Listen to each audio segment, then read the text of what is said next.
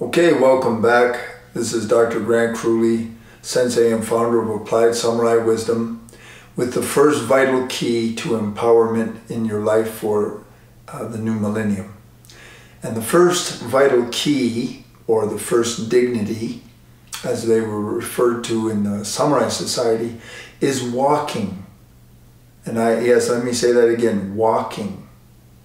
So right now, I want you to maybe close your eyes, and I want you to think of a time when you watched either a great actor like, say, Sir Laurence Olivier or Yul Brynner, or you watched a professional actor on stage. Perhaps you've seen ballet, or you've seen some great dancer. Even Dancing with Stars, the popular show right now, when you watch one of the professional dancers. And I want you to think of them when they walk. Any scene or time when you see them walk. And, or like a beautiful model that's displaying clothes at a fashion show. And if you think of it, you'll notice that there's something qualitatively different about them. They exude presence, power. They have a different aura. Why?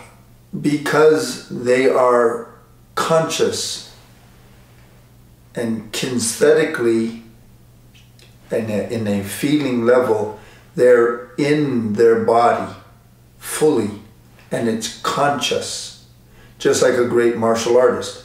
Any great martial artist, and I've had the pleasure of studying under some of the world's greatest living masters, Gozo Shoda Sensei, the founder of Yoshinkai Aikido, and I studied directly under Yagyu Sensei, whose lineage were the teachers to every Japanese shogun from Tokugawa Ieyasu to the modern century. When you watch these kind of people, they have a tremendous presence and a grace and a power that exudes from them. And it's all because the process of walking, as they're walking, they're fully in their body and they're present as they're walking. Now, if you think of walking, it occupies a huge percentage of your life.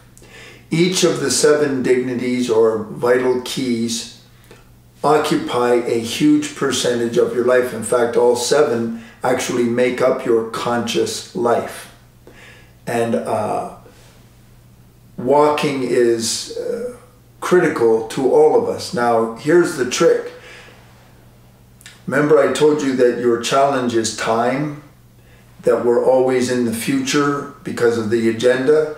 Well, walking becomes part of that, doesn't it? Because when you're going to walk somewhere, you have a goal. You're going to walk across a house to get your briefcase. You're going to walk to the bathroom. You're going to walk to the kitchen so you can get some food. You're walking downtown to go to such and such a store. The problem with that is it's unconscious. You just walk. And your mind is somewhere else. It's not you're not in your body, you're in the future. You're up in your head. It's like the guy that would go all the way across the world on a vacation to Italy, and he never actually left his office back in America. He's in Italy, his body is there, but he's not there. He's back home. That's how we're all living. I think you're seeing where I'm going with this. So here's what I'm going to challenge you to do in this simple video is, when you walk, take a moment. When you stand up to walk somewhere, pause for just a second and remind yourself of your body. Bring your shoulders back and let them drop so that your chest comes forward. Open your heart center and your lungs. Be very sure to lift your head up. Watch people walking sometime. They have their head down like this. You'll see it all the time. Don't do that. I'll explain in the blog more of why that's very critical. But in martial art, we call it metsuke. Bring your head up when you're walking. It elevates your psychology. Then you can either tuck your tummy in a little bit or not. But what I want you to do is put some feeling in the low belly. In Japanese, we call the low belly the hara. Hara, the center. It's the connector between the lower body, your legs, and your upper body. It's a very, very important place. The gut, you know, when we talk about, we want to make a decision and I know it, I feel it in my gut, this is the right thing to do, or I feel it in my gut, it's the wrong thing to do. The gut is a seat of wisdom. It's very critical. It's the seat of intuition. So just put some feeling down there for right now. Then, so you stood up, you take a moment to take stock of the fact that you're alive, where you are, and how you look, how you're showing up. In martial art, we say our dignity is exactly as we look.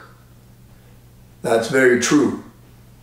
So, just like a great actor or a great martial artist, look dignified. Then you go ahead and walk to your goal, but as you're walking, allow your mind and your consciousness to feel yourself as you're walking. Feel your body moving through space. Be inside here. Breathe. Notice your breath. Always, always, always, one of the keys to consciousness is to be aware of your breathing. And the last but not least, unless you're carrying something in your arms, always move your arms as you walk. There are physiologic reasons for this and neurological reasons, and I'll explain a lot of that in the blog from a doctor's perspective, from a health perspective. But for now, just know that it is not an accident that we have what's called the gait reflex. Opposite arm and opposite leg are moving while you're walking. Do not allow your arms to just dangle at your sides. Then, while you're walking, wherever you walk all through your day, can you see how you're starting to actually know that you're alive and actually experience living? Walking is not just to go to get the book or just to go to the kitchen. Walking is a part of you showing up in the world as a living human being. And the moment you do that, time will slow down. You will feel more empowered. You will feel more alive. You will connect yourself to meaning and purpose. And all just because you are in your body, where you are. Okay? That is key number 1, the first of the 7 dignities. Join me in the next video for key number 2.